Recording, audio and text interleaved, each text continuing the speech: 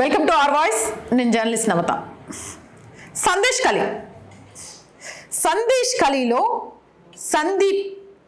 ఖలీలో షేక్ షాజహాన్ని కాపాడుతుంది ఎవరు? షేక్ షాజహాన్ పరారీలో ఉన్నాడు. పాపం ఈయన పట్టుకోవడానికి ఆడ పోలీసులు మస్తు ట్రై చేస్తాడట. ఆయన దొరకట్లేడట. ఈయన అందరికీ తెలిసిందే. తృణమూల్ కాంగ్రెస్ పార్టీకి సంబంధించిన ఆయన టీఎంసీలో చాలామంది మంత్రులతోటి ఎంత అంటే ఈడీ ఆఫీసర్ల మీద కూడా గూండాగిరి చేయించగలిగినంత బలమైన వ్యక్తి కాదు, బలిసిన వ్యక్తి. ఈయన గురించి అసలు ఒక్కొక్క వార్త వింటుంటే ఇలాంటి వాళ్ళను నడి రోడ్డు మీద ఉరిదీసినా కూడా తప్పలేదు. చట్టాలని మన చేతుల్లోకి తీసుకోవద్దు, చట్ట పరిధిలోనే ఏదైనా జరగాలి. కానీ ఆడవాళ్ళం కదా, కొంచెం ఎక్కువ ఎమోషనల్ అయిపోతాం. నిన్ననే ఇంకో వార్త కూడా జరిగింది దీనికి సంబంధించి, ఈ షేక్ షాజహాన్ గురించి. చదివిన తర్వాత ఈయన్ని పట్టుకోవడంలో వైఫల్యం చెందుతోందంటే ఖచ్చితంగా కూడా ముస్లిం ఓటు బ్యాంకు కోసం మాత్రమే దీది అని నాకు అనిపించింది. మీకు అనిపిస్తుందా లేదా అనేది కూడా కింద కామెంట్ సెక్షన్లో పెట్టండి. దాని గురించి కూడా మాట్లాడుకుందాం. అసలు ఎంత నీచుడంటే అంత నీచుడు. వీళ్ళకు తృణమూల్ కాంగ్రెస్ పార్టీకి సంబంధించి అక్కడ ఒక పార్టీ ఆఫీస్ ఉంటుందట. ఈ పార్టీ ఆఫీస్లో ప్రతిరోజు సాయంత్రం కాగానే సందేశ్ ఖలీ అనే గ్రామంలోకి ఏమంటారు, పందులు జొరబడతారట. అక్కడ నచ్చిన ఆడపిల్లని తీసుకొని వెళ్ళిపోతారట. ఆ రాత్రికి మొత్తం ఆ అమ్మాయి మీద అత్యాచారం చేస్తూనే ఉంటారట. నాకు నిజంగా ఒక ఆడపిల్లగా దీని గురించి మాట్లాడాలి అంటే మనసు రావట్లేదు. ఫస్ట్ ఆఫ్ ఆల్ ఒక బాధ అనిపిస్తున్నా కూడా చెప్పాలి. ఆడవాళ్ళు అంటే తమ మీద అత్యాచారాలు జరుగుతానో లేకపోతే తమకు అవమానం జరుగుతుంటేనో నోరు మూసుకొని కూర్చుంటారు అనుకుని ఇలాంటి పందులకు బుద్ధి వచ్చేదంటే, బుద్ధి రావాలి అంటే నిజాలని నిర్భయంగా చెప్పడంలో, పోరాటం చేయడంలో ఆడపిల్లలు ముందు ఉంటారు అని నిరూపించుకోవాల్సిన అవసరం ఉంది.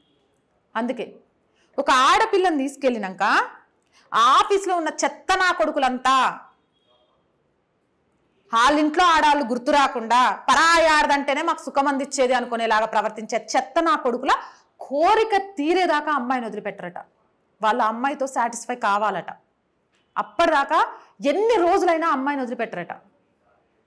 ఎక్కడ బ్రతుకుతున్నాం? వింటుంటే ఇట్లా ఫీజులు ఎగిరిపోతున్నాయి కదా.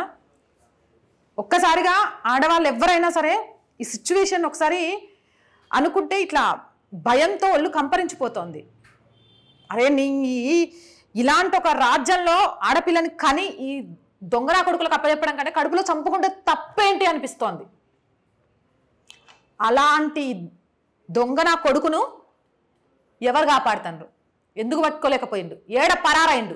బంగ్లాదేశ్లో వాళ్ళు అక్రమంగా జొరబడి ఈడ ఆధారాలు సృష్టించుకొని ఏమంటారు ఓటు కార్డులు సృష్టించుకొని ఓట్లు వేసుకుంటూ ఈడ బస్తీ మే సవాల్ అని మెజారిటీగా ఉన్న హిందువులను కనబడకుండా చేస్తూ మెజారిటీగా సృష్టించుకుంటూ ఒక రౌడీ రాజ్యం చేస్తూ అక్కడ ఎంక్వైరీ కోసం వచ్చిన ఈడీ ఆఫీసర్లను కొట్టుకుంటూ వాళ్ళ ప్రాణాలు తీయడానికి చేసుకుంటూ ఆడోళ్ళను వాడుకుంటూ చలామణి చేయడానికి మాత్రం అక్కడ ప్రభుత్వానికి కళ్ళు కనబడట్లే. కానీ ఒక దొంగ నాయాల్ని పట్టుకోవాలంటే మాత్రం కావట్లేదట. మమతా బెనర్జీ ఈ షేక్ షాజహాన్ని కాపాడే ప్రయత్నం చేస్తోందా? నిజంగా పట్టుకోవాలనే చిత్తశుద్ధి ఉందా? ఇడేమన్నా పుణ్యాత్ముడా? ఈడితో పాటు ఈడి కింద కొంచెం చెంచాగాళ్ళు ఉంటాడ, వాళ్ళు అంతకంటే ఘోరమట. తీసుకెళ్తే వారం దాకా కూడా ఆడపిల్లల్ని వదిలిపెట్టరట. చీకటి అవుతుంది అని అంటే ఆ గ్రామంలో ఆడవాళ్ళు ప్రాణాలు అరచేతిలో పెట్టుకుంటారట. ఎందుకంటే ప్రాణం పోయినా పర్లేదు, కానీ ఎవడో మనల్ని తీసుకెళ్ళి ఎప్పుడు వదులుతాడో అర్థం కాకుండా వాడి కామవాంఛ తీర్చుకునేదాకా మన శరీరం ఒక మనిషిది అనేది విషయాన్ని మర్చిపోయి ఒక మానవ మృగంలాగా ప్రవర్తిస్తుంటే బ్రతకుండాలా చచ్చిపోవాలా అనేది అర్థం కాని స్థితిలో ఆ గ్రామంలో బ్రతుకుతున్నారు. ఈ విషయం తెలిసి కూడా మమతా బెనర్జీ నోరు మెదపట్లేదు అంటే అసలు ఆమె ఆడామేనా అని అడుగుతున్నారు చాలామంది. షేక్ షాజహాన్ లాంటి ముస్లిం నాయకులను కాపాడుకుంటే ముస్లిం ఓటు బ్యాంకు మొత్తం తన పక్కనే ఉంటుంది. మళ్ళా ముఖ్యమంత్రిగా ఆ సీట్ని కాపాడుకుంటూ మీకు కూడా మా భారతదేశంలో పౌరసత్వం వచ్చేలాగా నేను ప్రయత్నం చేస్తా అని ముచ్చట చెప్పుకుంటూ బతికేయచ్చు అనుకుంటుందా? షేక్ షాజహాన్ని పట్టుకోకపోగా ఈడ చూడండి పోలీసు వాళ్ళ తెలివి. అసలు నాకు అర్థం కావట్లేదు. ఒక అధికారి అనేవాడు ప్రమాణం చేసి ప్రజలకు సేవ చేస్తాను వస్తాడు కదా, ఓ రాజకీయ నాయకుడు ముందు చెంచాలాగా ఎట్లా మారిపోతారో నాకు అసలు అర్థం కావట్లేదు. ఎందుకు ఇలాంటి పదజాలాన్ని వాడాల్సి వచ్చింది అంటే, ఒక ఆడపిల్లని అక్కడ జరుగుతున్న వాటి మీద ఖచ్చితంగా రియాక్ట్ అవ్వాలనిపిస్తుంది. ఇవాళ ఆ రాష్ట్రంలో జరిగింది, స్పందించకపోతే రేపు ఇంకో రాష్ట్రంలో జరుగుద్ది. అది రాష్ట్రాల నుంచి విస్తరించి విశ్వవ్యాప్తంగా ఆడపిల్ల అంటే సుఖాన్నిచ్చే ఒక వస్తువుగా మారిపోతుంది. అందుకే ఇలాంటి వాటి మీద ఖచ్చితంగా గొంతెత్తి మాట్లాడాలి. ఈ పోలీసు వాళ్ళట అక్కడ ఏదైతే సందేశ్ ఖలీలో మహిళలు ఉద్యమం చేస్తున్నారో దానికి మద్దతు ఇస్తూ షేక్ షాజహాన్ని వెంటనే అరెస్ట్ చేయాలి అని ధర్నాలు చేస్తే కమ్యూనిస్ట్ పార్టీకి చెందిన లీడర్లని, బీజేపీ పార్టీకి చెందిన లీడర్లను అరెస్ట్ చేసి తీసుకుపోతానరట, వాళ్ళ మీద కేసులు ఫైల్ చేస్తానరట. పశ్చిమ బెంగాల్లో మనకు చిన్నప్పుడు ఒకటి చెప్పేటోళ్ళు, చెడు వినొద్దు, చెడు కనొద్దు, చెడు మాట్లాడొద్దు అని. ఇప్పుడు పశ్చిమ బెంగాల్లో ఏంటి తెలుసా, మంచి వినొద్దు, మంచి కనొద్దు, మంచిని కాపాడొద్దు. గట్లుంది పరిస్థితి. ఎవడైనా సరే తప్పు చేసినోని పట్టుకోవడానికి ఒక టీములుగా ఏర్పడి, అరే భయ్ ఆడోళ్ళ మీద ఇట్లా చేసిండా, వాళ్ళని తీసుకొచ్చి అరెస్ట్ చేస్తాం. అరెస్ట్ చేయడం కాదు, ఫాస్ట్ ట్రాక్ కోర్టు పెట్టి వాడికి మళ్ళీ ఇంకో ఆడ కూతురు మీద చేయాలంటే చెమటలు పట్టేలాగా వాడికి శిక్ష పడేలా చేస్తామని చెప్పాలా. ఇగో మేము ఆడోళ్ళ గురించి ఆలోచిస్తాం, చాలా చిత్తశుద్ధితో ఉంటుంది మా ప్రభుత్వం. కాబట్టి వాళ్ళని పట్టుకోవడానికి మేము యాక్షన్ ప్లాన్ రెడీ చేసినాం, అరెస్ట్ వారెంట్ కూడా ఇష్యూ చేసినాం. ఎవరికి కావాలో అరెస్ట్ వారెంట్ ఇష్యూ చేయడం. అసలు నేరస్తుని గిన్ని రోజులు ఏడు నుంచి ఎక్కడ తప్పించుకొని పోయిండు, బంగ్లాదేశ్ పంపించినవా, ఆ నుంచి ఇడికి రిమోట్ చేయడం తెలుసు కదా, ఈ నుంచి ఆడికి ఎక్స్పోర్ట్ చేసి దాచి పెడుతున్నావా. అరే భయ్ మళ్ళీ ఎన్నికల టైంలో రా, నీ సుఖం నువ్వు తీర్చుకో. అక్రమంగా సంపాదించాల్సినంత రైస్ విషయంలో దొరికిపోయిందిగా 100 కోట్లు. అక్రమంగా నువ్వు సంపాదించాల్సిన డబ్బులు సంపాదించుకో, భయపెడతావో, భయభ్రాంతులకు గురి చేస్తావో, ఇల్లే తగలబెడతావో, ఆడోళ్ళని అనుభవిస్తావో, ఓట్లు మాత్రం వేయించి మన నా సీట్ను కాపాడు అని చెప్పుకోవాలనుకుంటాను రా. ఆడ జరిగింది తప్పు అని చెప్పడానికి పోయిన ప్రతిపక్ష నాయకులను అరెస్ట్ చేయడం ఏంది భయ్, వాళ్ళ మీద ఎఫ్ఐఆర్లు ఫైల్ చేయడం ఏంది, ఇదెక్కడి చట్టం.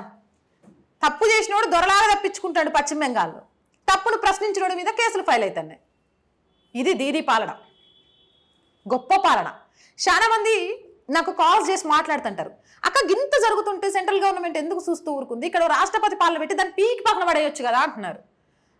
ఆడవాళ్ళ రూపంలో ఉన్న ఒక మృగంలాగా ప్రవర్తిస్తోంది. నిజంగా ఆమె అదే అయితే అంతమంది ఆడవాళ్ళు శిబిర కట్టలు కారం పట్టుకొని బయటకు వచ్చి మాకు జరిగిన అన్యాయం ఇది, మేము నలిగిపోయినాం అని చెప్తుంటే అరెస్ట్ ఇష్యూ చేసిన అని చెప్పి కామ్గుంటుంది ఎందుకు అని అడుగుతాను. నిజంగా నాకు కూడా అర్థం కావట్లేదు. అడిపోయిన బీజేపీ వాళ్ళ మీద కేసులు అయినాయట, కమ్యూనిస్ట్ వాళ్ళ మీద కేసులు అయినాయట, కానీ ఈ షేక్ షాజహాన్ని మాత్రం పట్టుకోలేకపోయిందట. మీరు ఎవరు కాపాడుతున్నారనుకుంటున్నారు ఈ షేక్ షాజహాన్ని? ఇలాంటి సందేశ్ ఖలీ ఇలాంటి గ్రామాలు పశ్చిమ బెంగాల్లో ఎన్ని ఉన్నాయి అనుకుంటారు? పశ్చిమ బెంగాల్లో ఆడపిల్ల అంటే ఆట వస్తువుగా మారడానికి కారణాలు ఏంటి అనుకుంటున్నారు? కింద కామెంట్ సెక్షన్లో తెలియజేయండి. అండ్ షేక్ షాజహాన్ని అసలు అక్కడ ఉన్న దీదీ ప్రభుత్వం పట్టుకొని శిక్షిస్తుందా లేదా అనేది కూడా కామెంట్ సెక్షన్లో చెప్పండి. వీడు మానవ మృగంలో ఆడవాళ్ళ మానపానాలు తీసేటోడే కాదు, తప్పు చేస్తే ప్రశ్నించడానికి వచ్చే ఎంక్వైరీ ఆఫీసర్లను చంపించడానికి ప్రయత్నం చేసేటోడు.